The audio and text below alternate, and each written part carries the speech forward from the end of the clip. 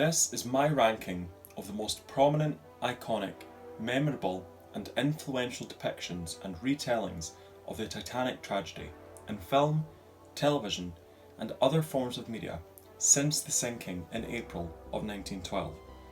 Now, for the purposes of this list and this video, I've decided not to include documentaries because whilst they are retellings, they're for educational purposes rather than purely entertainment. And more often than not, they use footage from films or still shots of paintings to illustrate what is being said. Plus, there are countless documentaries on the subject, and I was never going to watch them all. I narrowed it down to the most prominent, iconic, memorable and influential, because even when it comes to film, there's actually a fair few. But I wanted this video to highlight the best and the worst of them. So, without further ado, here are my 18 picks listed in chronological order.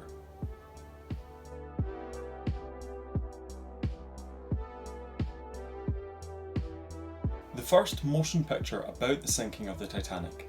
This silent film was released 29 days after the disaster and starred a survivor of the sinking, Dorothy Gibson, who was a popular actress of the time. She even wore the outfit she'd worn that morning and was shown on promotional posters wearing the outfit. Sadly, the film was lost in a fire, so we aren't able to view it. They really didn't mess about, did they? They were right in there. I mean, I admire the determination to be the first, but it was released 29 days after. When did they start filming?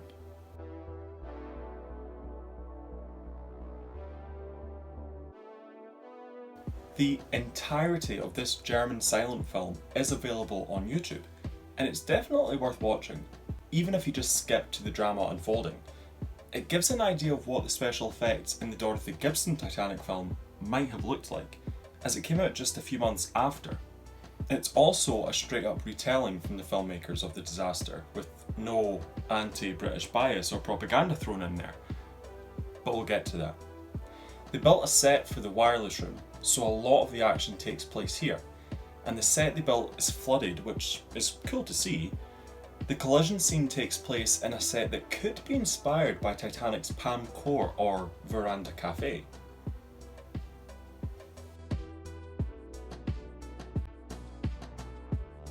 This lesser known film is worth mentioning, with it being the first non-silent film based on the tragedy. They changed the name for the film because the White Star Line threatened to sue the production company, and even though the White Star Line also had a ship called Atlantic that sank about 50 years before this film, also with a tremendous loss of life, it wasn't exactly lawsuit worthy by that time. There was footage of a model Titanic sinking shown at the end of this film, however it was cut from the final released version with fears that it would traumatise survivors of the real sinking, since it had only been about 17 years. The film ends with all those left on the ship taking refuge inside, sitting down and singing together. Then it fades to black and we hear explosions, ocean waves, screams and cries. It's actually quite a haunting ending, and it lets your imagination fill in the blanks.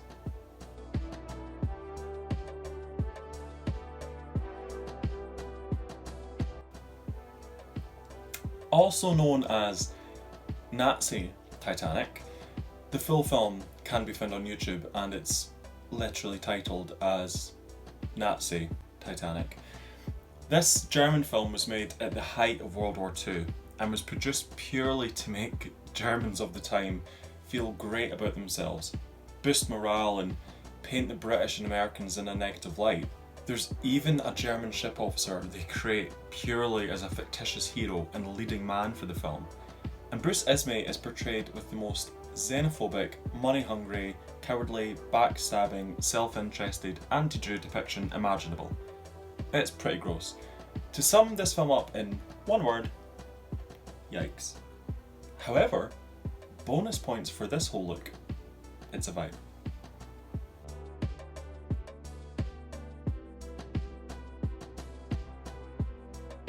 This film is actually quite good. Again, it's available on YouTube. Barbara Stanwyck is iconic in her role, #StanStanwyck. The one thing I really like about this film is that it's the first to allude to the ship exploding or breaking in some way. Towards the end, as all those left on the ship, mostly men, are standing on the sloped deck singing "Nearer My God to Thee," they are interrupted by a sudden and thunderous eruption from below them, and at one point you do actually see a wall on the boat deck set start to break apart, and a window shatter as a result. Extra points for the violent and noisy climax of the sinking, unlike the way she elegantly slips beneath the waves in depictions before and even after this. The one thing that does make me laugh is that in every promotional poster for this film, the ship they use looks nothing like the model shown in the film. The ship on the posters looks more like the Queen Mary or some other late 40s, early 50s cruise ship liner of the time, with a couple extra funnels stuck on top.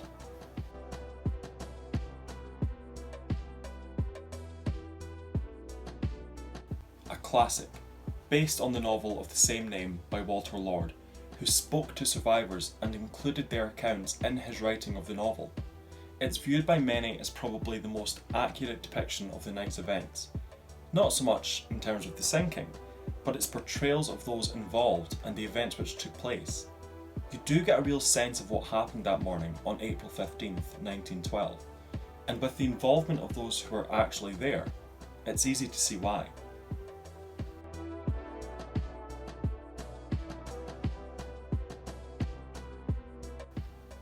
The first TV movie I've mentioned on this list, not because it's good, because it really isn't, and not because it's well made, because it just reuses the sinking scenes from A Night to Remember and colourises them.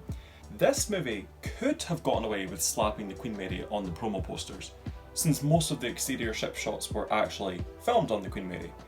It does star David Warner, however, playing real-life passenger Lawrence Beasley, who would go on to star in another Titanic film, and starring alongside him as a young Helen Mirren early in her career. Also, why the piano? Just why?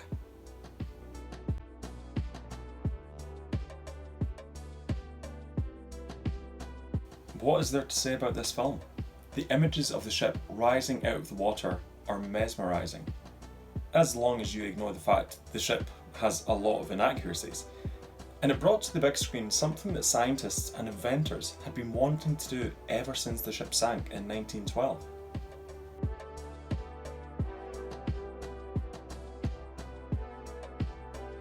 Whereas I gave the 1953 Titanic film extra points for alluding to the breakup, I give this second TV movie mention on my list full marks for being the first to depict the ship truly breaking apart. In this depiction, right across the aft grand staircase dome, I do love the shot where we see the cover pulling apart, revealing the dome shattering underneath. With the discovery of the wreck in 1985, 11 years before this TV miniseries, the world would finally know that the infamous liner had indeed broken apart during her sinking.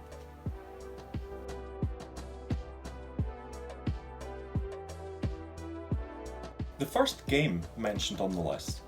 This game was extremely enjoyable and also at times pretty creepy. The graphics of the characters is something that sometimes haunts my dreams, but it was an incredibly successful and revolutionary game. With sales above 1.5 million units by October of 2000, it's nothing to be scoffed at, and became a rite of passage for Titanic enthusiasts of the internet era.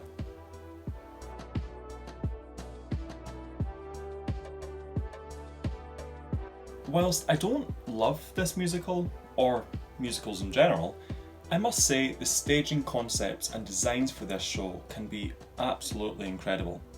Watching a man portraying Thomas Andrews singing a song while standing on a set that is being tilted, with chairs and objects falling and sliding past him, all whilst trying to maintain his balance, sing and act at the same time, that's pretty damn cool.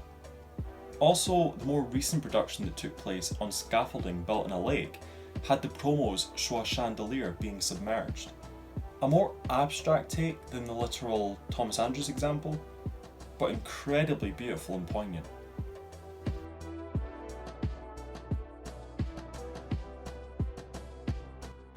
A relatively unknown entry on the list, but worth mentioning, because it helped boost sales of the Titanic Adventure Out of Time game.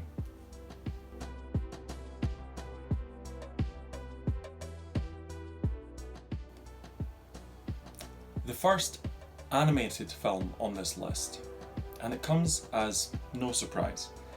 With the success of Disney during the Renaissance era, with hits like The Little Mermaid, as well as animated films from Don Bluth such as An American Tail, it was only a matter of time before we got a sea-based adventure with talking mice, centred around the Titanic.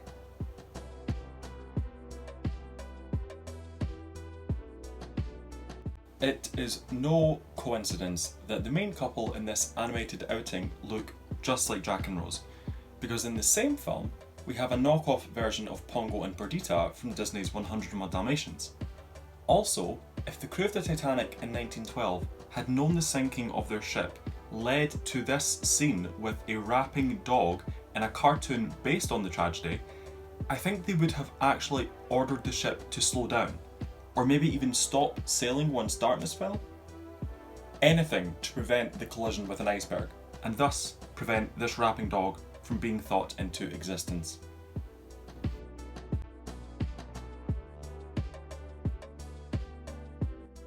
The only documentary style film on this list, for previously stated reasons, this entry is a completely different beast, incorporating real footage of the wreck site 2.5 miles below the surface of the Atlantic Ocean, with overlaid reenactments from actors and actresses of key events that took place on or inside certain parts of the ship.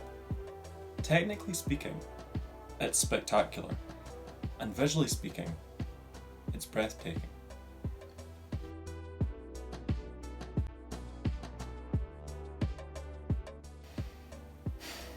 This film wants to be the Poseidon Adventure so badly.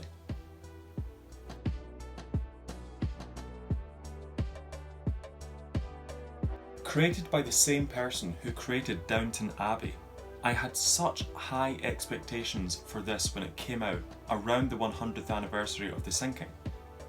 And to say that I wanted to boycott ITV after watching it would be an understatement. There was so much they could have done with a century of research, documentation and story to come out of the disaster. And yet they didn't do it. It was bland, convoluted, and the interior sets were awful. They used this one set over and over again, which is clearly the interior of an old house somewhere, and I'm always distracted by the big bookcase in the background with books sparsely covering it. Why did they think this was acceptable? The CGI sinking scenes are okay, and the dark, chaotic view of the breakup from on top of an overturned lifeboat is pretty cool. But overall, disappointing.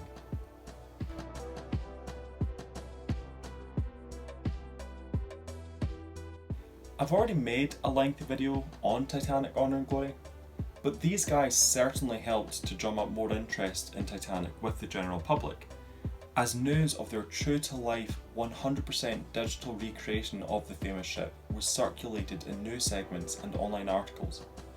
I've learned more about Titanic from watching their YouTube videos and joining in discussions on their Instagram and Facebook pages than I ever learned from countless documentaries over the years, churning out the same old sequence of events time and time again.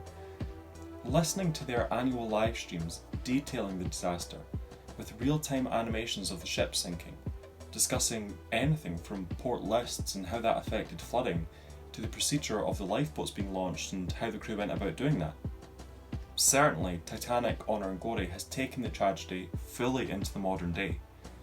And whilst people marvelled at the White Star Line's latest creation in 1912, a breakthrough of technology and craftsmanship, we too, nearly 110 years later, are able to feel exactly how they felt, even if it is with the help of virtual reality goggles.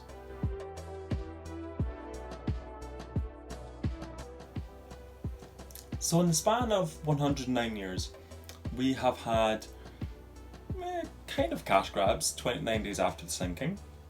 We have had Nazi propaganda, we have had video games, we've had rapping dogs, we've kind of had it all.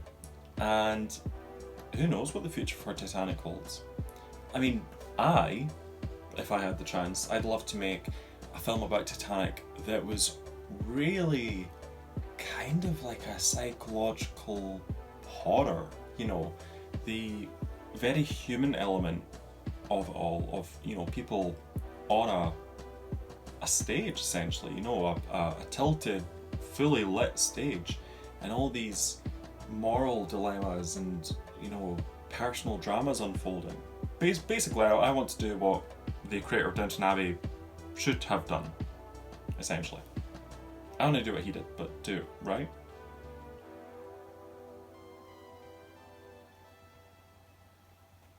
Why the piano though?